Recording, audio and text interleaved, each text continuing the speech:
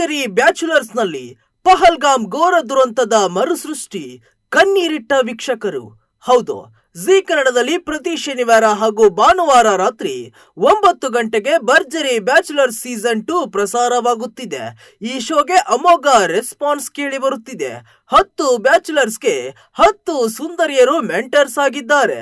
ಪ್ರತಿ ವಾರ ಒಂದಲ್ಲ ಒಂದು ವಿಭಿನ್ನ ಕಾನ್ಸೆಪ್ಟ್ ನೊಂದಿಗೆ ಪ್ರೇಕ್ಷಕರ ಮುಂದೆ ಬರುತ್ತಿರುವ ಈ ಶೋನಲ್ಲಿ ಪಹಲ್ಗಾಮ್ ಭಯೋತ್ಪಾದಕ ದಾಳಿಯ ಘೋರ ದುರಂತವನ್ನ ಮರುಸೃಷ್ಟಿಸಿದ್ದು ಎಲ್ಲರ ಗಮನ ಸೆಳೆದಿದೆ.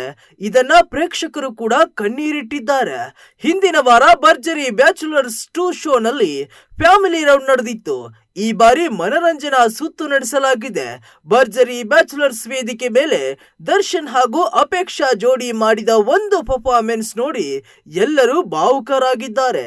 ಪಹಲ್ಗಾಮ್ನಲ್ಲಿ ಏಪ್ರಿಲ್ 22ರಂದು ನಡೆದ ಭಯೋತ್ಪಾದಕರ ಗುಂಡಿನ ದಾಳಿಗೆ ಕನ್ನಡಿಗರು ಸೇರಿ 26 ಜನ ಬಲಿಯಾಗಿದ್ದಾರೆ.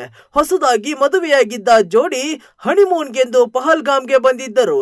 ಹೆಂಡತಿಯ ಕಣ್ಮುಂದೆಯೇ ಗಂಡನನ್ನ ಗುಂಡಿಕ್ಕಿ ಉಗ್ರರು ಕೊಂದಿದ್ದರು.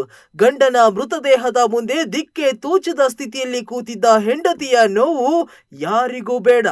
ಈ ದೃಶ್ಯವನ್ನ ಕಂಡು ಅದೆಷ್ಟೋ ಹೃದಯಗಳ ಮನ ಕಲುಕಿತು.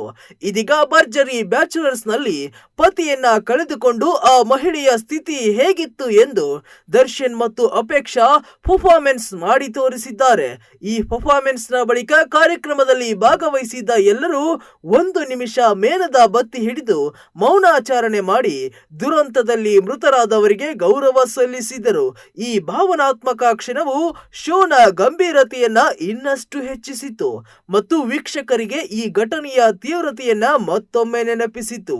ಈ ಘೋರ ಘಟನೆ ಬಗ್ಗೆ ತುಂಬಾ ನೋವಿನ ಘಟನೆ, ಇದು ಮತ್ತೆ ಆಗಬಾರದು ಎಂದು ಕ್ರೇಜಿ ಸ್ಟಾರ್ ರವಿಚಂದ್ರನ್ ಹೇಳಿದ್ದಾರೆ.